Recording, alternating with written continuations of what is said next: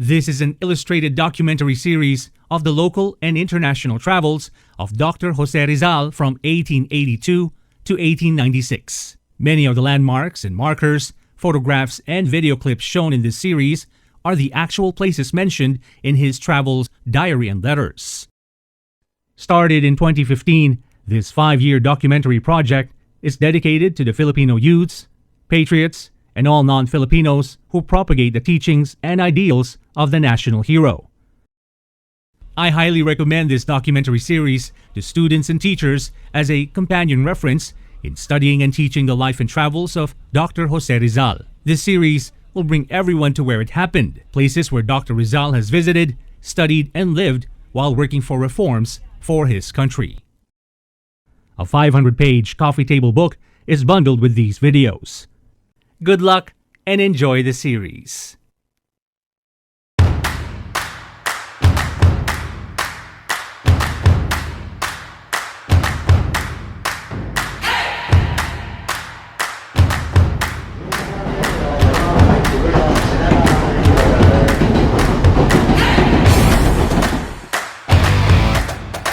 Farewell, Aanbetenland.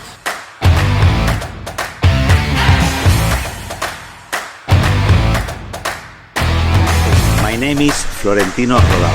I teach at the Complutense University.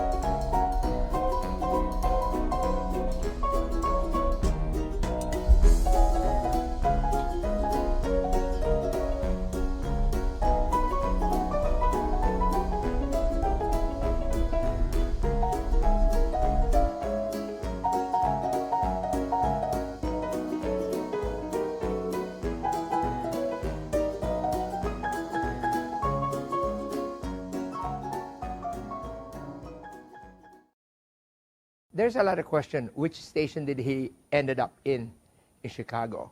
Remember, he came from San Francisco, nagdaan ng Reno, and then all the way to Denver, and then he went west, Nebraska, and then he crossed not the Mississippi River. He did not mention Mississippi River in his diary.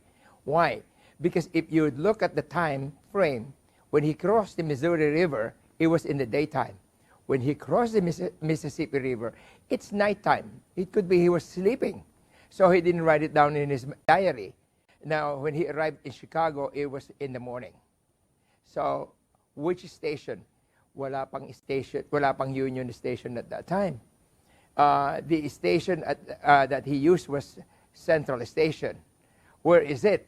It's right there across the street from here, which is Michigan Avenue, or now probably around Lakeshore Drive and Roosevelt Avenue by the Field Museum. Because if you look at the map here, in this map of Chicago in 1888, you would notice that this is not north. This is facing west. This is north. All the railroad tracks are next to the lake. Bakit yun ang ginamit nila? Because remember, these areas here are all reclaimed areas. You're gonna build a new train station on the side, on the west side. Part pa rin ng sunog yan eh. There was a big fire in Chicago in 1871. So those were not developed yet. Now, all these are different train stations based on different trunk lines. Ngayon, this is this Central Station in Chicago. How did I learn about it? Here. Here's the map of Chicago. The picture of the city of Chicago in 2016. We are currently right there. The Philippine Consulate is right in front of the Art Institute. Now, see this railroad tracks here? This is where Dr. Rizal ended up in Central Station.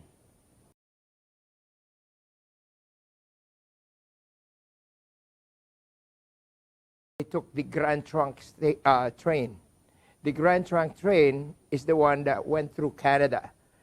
Remember, in his diary, he went through Niagara Falls. He didn't go through Ohio or Philadelphia. No, he didn't go that way. He went through Canada because the train that he took at that time was actually an express train. If you look at the schedule of the train, where it stopped, where it went through, is exactly how it was written in his diary. Now, which one is it? It is none other than this, the Overland Limited. The Overland Limited is the fastest route from San Francisco to New York in those days. Ito ang Great Central Route. Oh. There's Chicago. See the red one? That's going to Canada. Kasi Canada ang dinaanan niya eh. He went through Niagara Falls. Remember?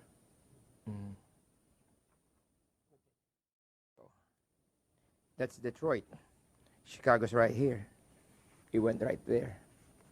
Tapos, pumunta ng New York. See?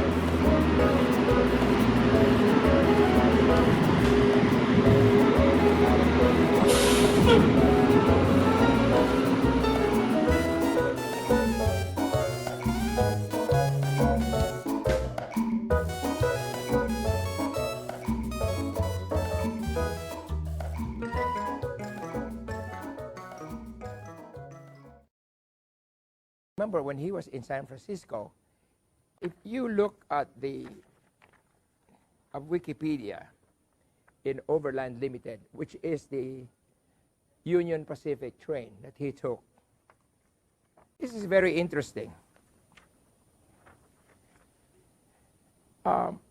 In here, it doesn't talk about Dr. Jose Rizal, but the Overland Railroad ticket office is at the Palace Hotel. Dr. Jose Rizal stayed at the Palace Hotel. Right there on the first floor, you can buy the ticket. And I have no idea, it doesn't say where Dr. Jose Rizal bought it there, or it was pre-paid when he was in the Philippines. You know, Pasiano has money. So that's one thing I saw in this thing here. When I opened it up, I said, like, Palace Hotel. There's the link with Dr. Jose Rizal. He had taken the Overland Railroad. We're in 7 days, you can travel. That's the fastest route. And it crossed over the United States.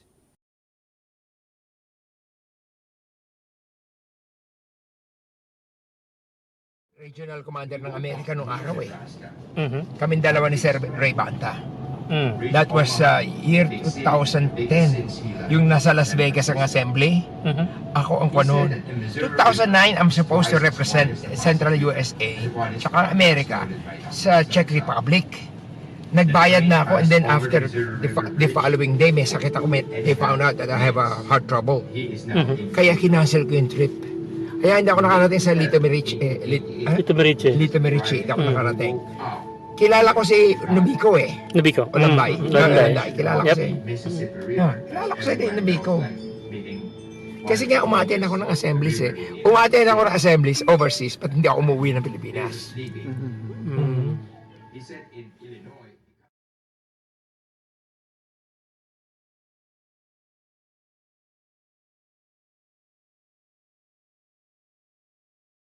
In Chicago, Dr. Rizal observed that every cigar store has an Indian figure and always different from each other.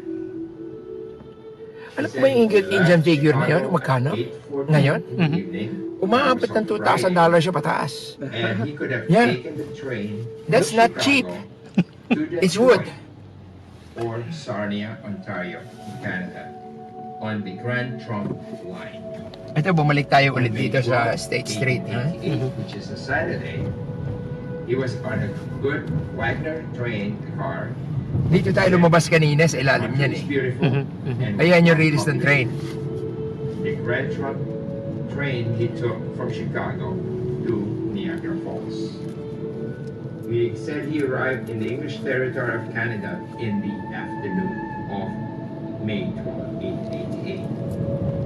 Dr. Rizal saw the Niagara Falls. He said, we left the place at night. Dr. Rizal might have boarded the New York Central Railroad from Niagara Falls to New York City. On May 13, 1888, which is a Sunday, he said, we woke up near Albany, New York.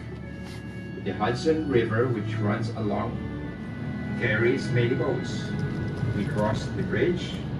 The landscape is beautiful.